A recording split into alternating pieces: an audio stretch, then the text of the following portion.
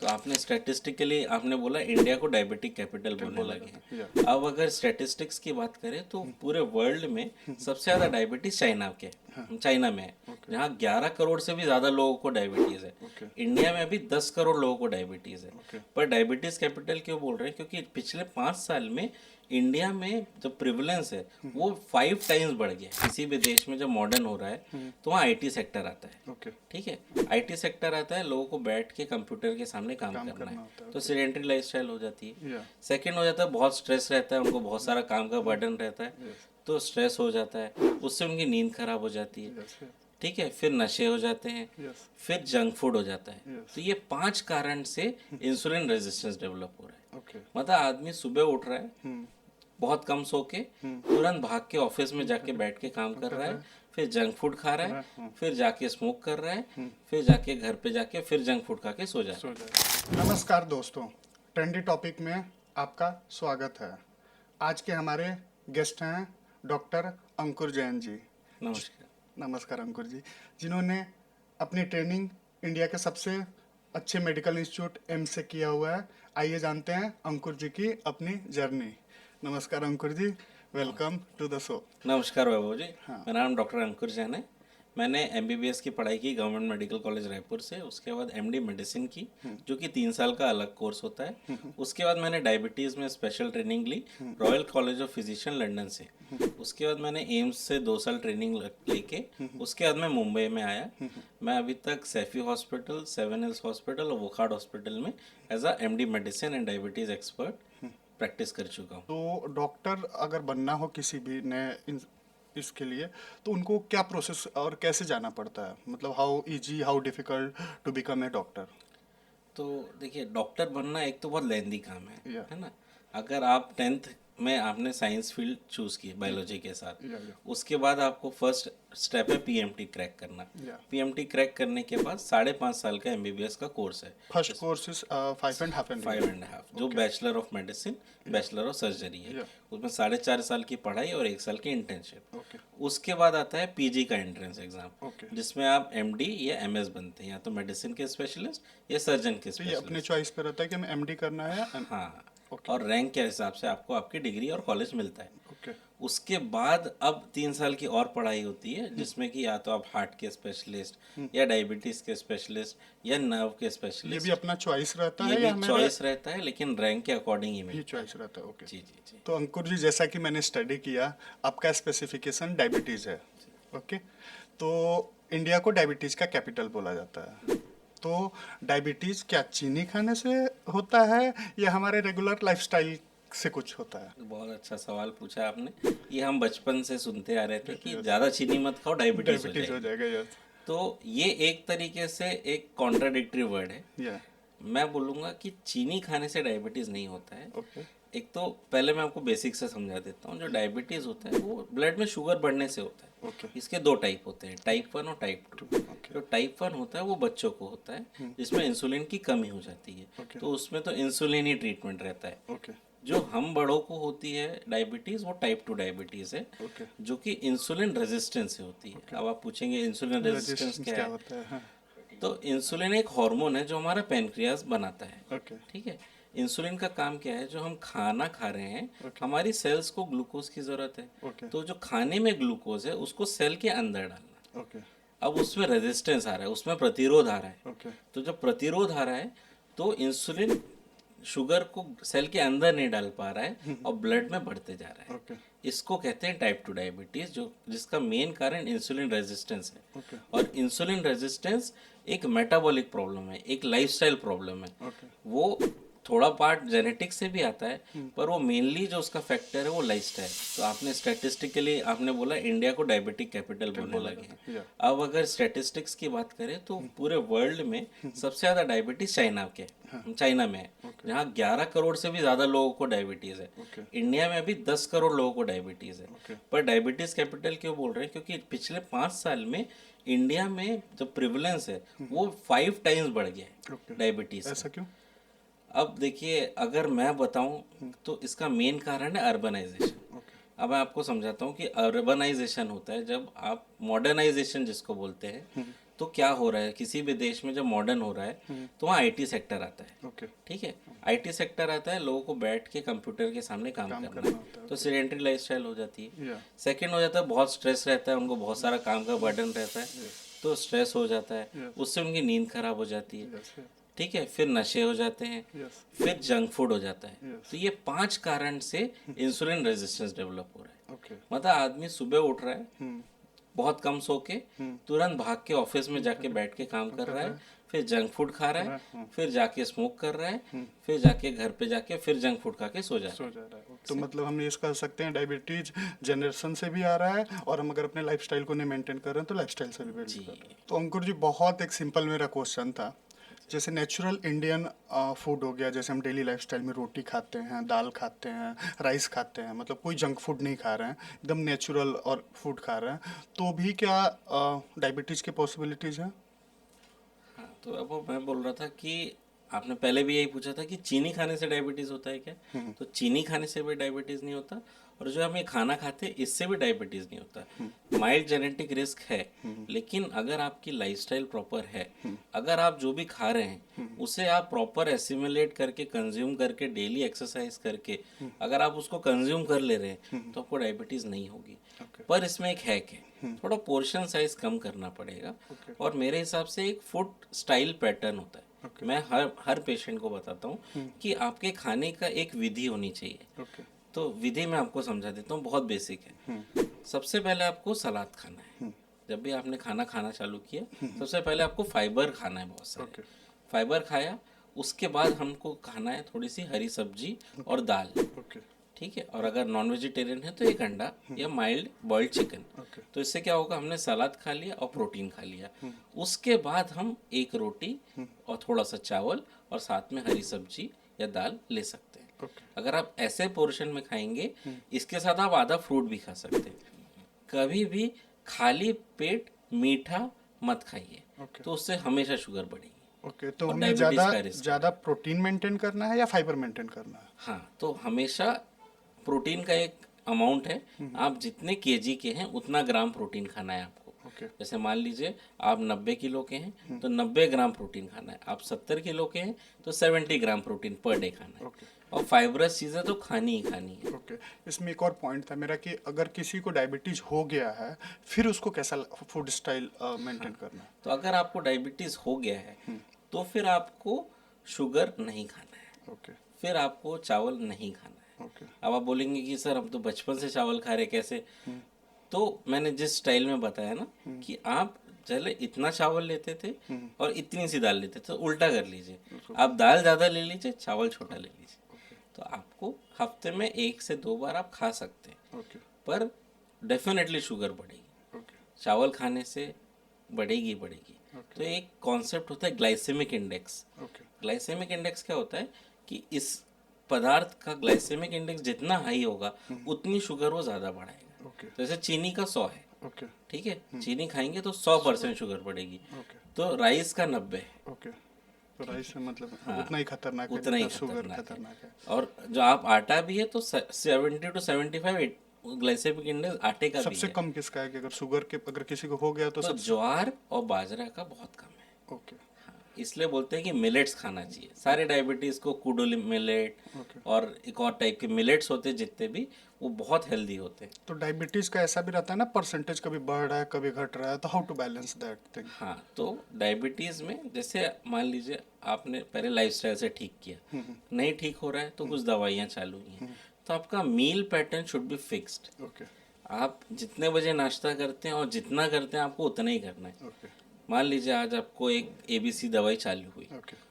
वो एक प्रकार के खाने के लिए हुई, अब आपने उस दिन ज़्यादा खा लिया तो फिर डेफिनेटली वो शुगर बढ़ बढ़ जाएगी। जाएगा, हाँ। तो आपका meal pattern should be, the timing also be fixed और आपका amount should also be fixed. Doctor साहब, आपने तो मुझे डरा ही दिया, क्योंकि आपने जो जो चीज़ बताया तो 80% मेरी लाइफस्टाइल उससे ही मैच होती है। ऐसा मुझे फील आ रहा है कि आगे मुझे डायबिटीज़ कभी अटैक ना करे, तो पहले हम कैसे प्रिकॉशन लेके चले कि हमें आगे डायबिटीज़ हो ही ना, या हम इससे अभी से बचे, तो हम कैसा लाइफस्टाइल मेंटेन करें?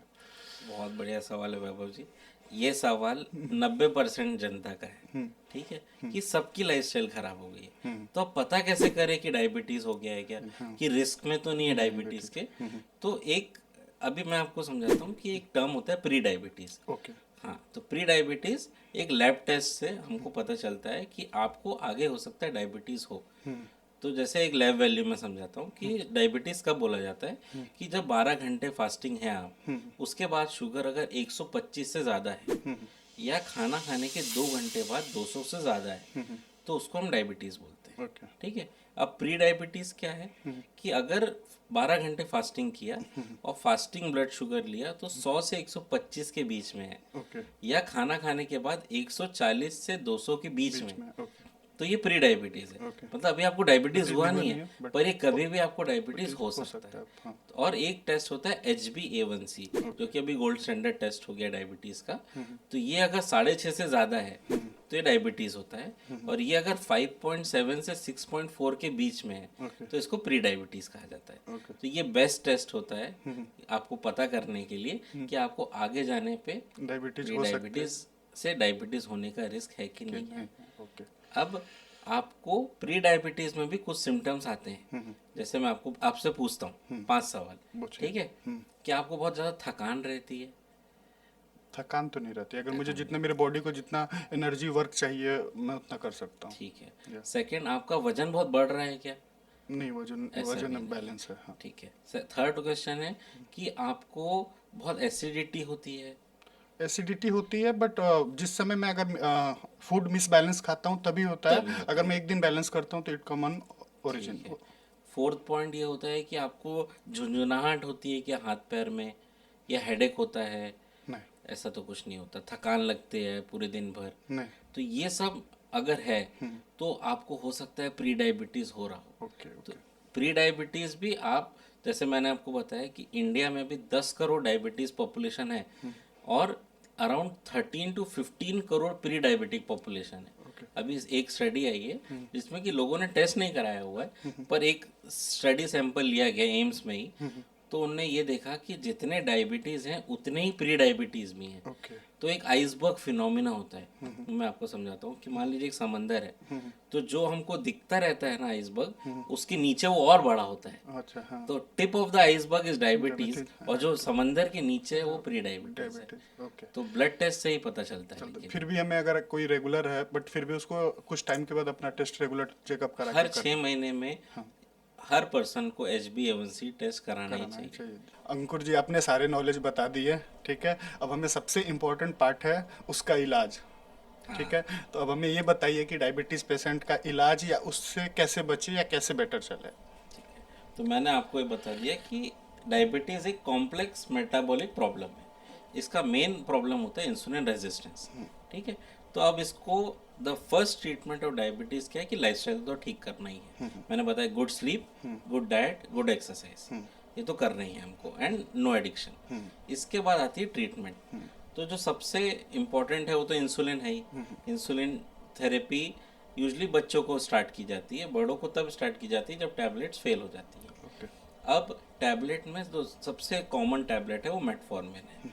मेटफॉर्मिन इंसुलिन रेजिस्टेंस को कम करता सबके लिए सेम टैबलेट है, है? सबके लिए। ओके। मेटफॉर्मिन देना ही देना है। अगर साइड इफेक्ट हो रहे हैं मेटफॉर्मिन के तो दूसरी ड्रग दी जाती है, वरना पहली ड्रग मेटफॉर्मिन दी जाती है। उसका काम ही यही है कि इंसुलिन रेजिस्टेंस को कम करना। ओके। हमारे जो सेल्स ग्लूकोज अंदर नहीं जा रहा था, तो वो ग्लूकोज अंदर जाने लग जाता है हमारे मांसपेशियों में, ओके। तो ग्लूकोज लेवल कम हो जाता है। ओके। ठीक है। जो बाकी ड्रग्स होती हैं वो इंसुलिन का या तो सिक्रीशन बढ़ाती हैं, या आजकल जो नई ड्रग्स आई हैं आपने सुना ही होगा, मोंजारो, हाँ, ओजेम्पिक, बहुत वीगोवी, या। जो कि बड़े बड़े सेलिब्रिटीज़ और ये सब ले रहे हैं। या। सो ये एक्चुअली डायबिटीज़ के लिए मेडिसिन बनाई गई थी, पर देखा गया कि डायबिटीज़ और ओबेसिटी बहुत साथ साथ चल रही है। ओके। जैसे जैसे मोटापा बढ़ रहा है डायबिटीज़ भी बढ़ रही है। तो अगर मोटापा कम किया जाए तो डायबिटीज़ भी रिवर्सल हो रही है। ओके। ठीक है।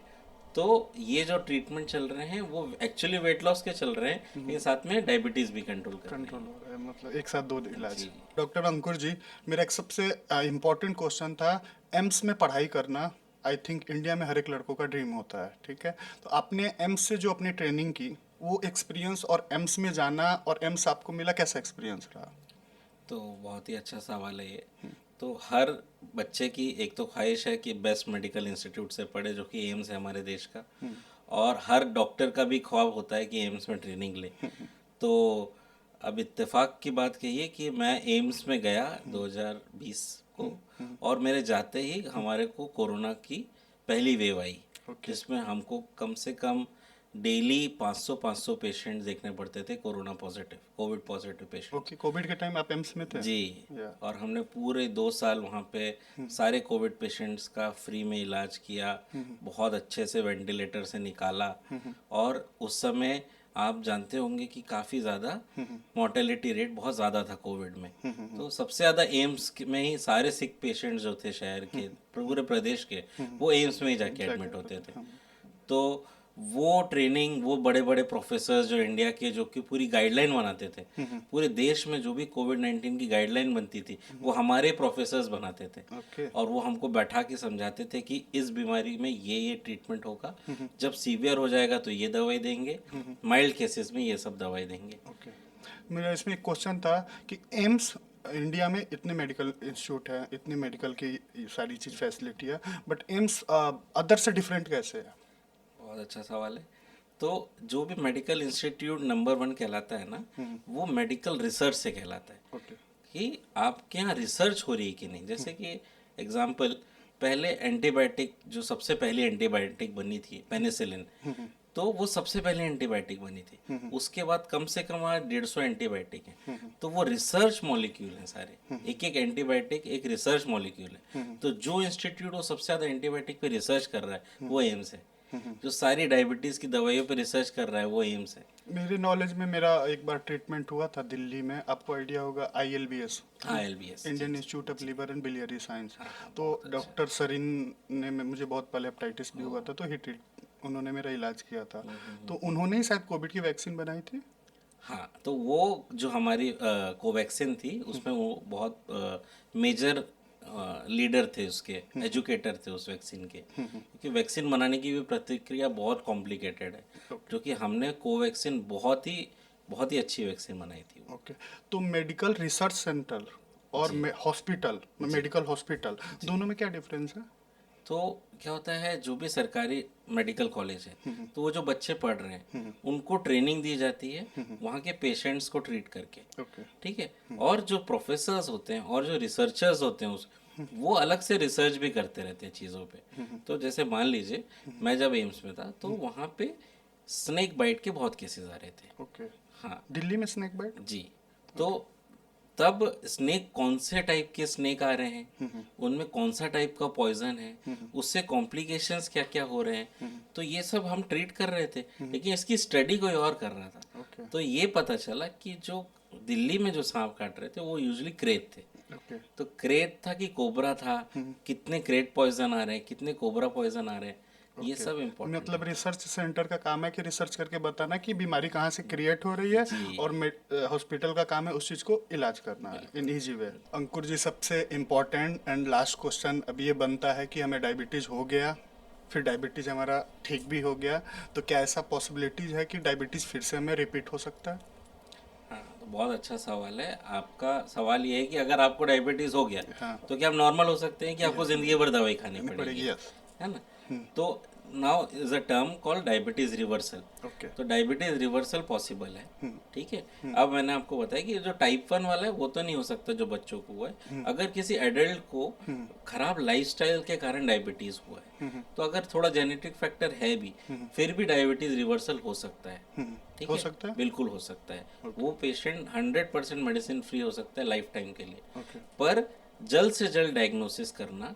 अभी एक स्टडी पाई गई कि अगर 5 साल से पहले ही आपको डायबिटीज हो गया, एक तो डायबिटीज एक बहुत साइलेंट बीमारी है, आपको पता ही नहीं तभी चलेगा चलेगा कि डायबिटीज़ हो आपको गया। है। आपको हो सकता है थोड़ी थकान लग रही है, आपको ये लग रहा है स्ट्रेस है, आप टेस्ट ही नहीं करा रहे, हो सकता है आपको डायबिटीज है। तो अगर डायबिटीज आपको जल्दी पता चल गई, लेस देन 5 इयर्स में ही, और आपने प्रॉपर लाइफस्टाइल मॉडिफिकेशन कर लिया, आपकी नींद नहीं अच्छी थी, आपने नींद अच्छी कर ली, आप बैठ के काम करते थे, आप थोड़ा चलने फिरने लग गए, आपने स्पोर्ट्स एक्टिविटी कुछ चालू की, आपने डी एडिक्शन कर लिया, आपने स्ट्रेस फ्री कर लिया अपने आप को, डेली योगा कर रहे हैं, आप मेडिटेशन कर रहे हैं, तो फिर आपको 100% डायबिटीज रिवर्सल हो सकता है। उसके बाद कोई चांस नहीं है फिर आपको रेगुलर टेस्ट तो कराते रहना है। पड़ेगा। तो diabetes reversal according to definition क्या है कि 1 साल तक आपका HbA1c जो आपको मैंने पहले टेस्ट बताया था वो लेस देन 6.5 रहे ओके, बिना किसी मेडिसिन से 1 साल तक रेगुलर। 1 साल तक, तो उसको डायबिटीज रिवर्सल कहते हैं। Okay, thank you so much for your time. Thank you so much.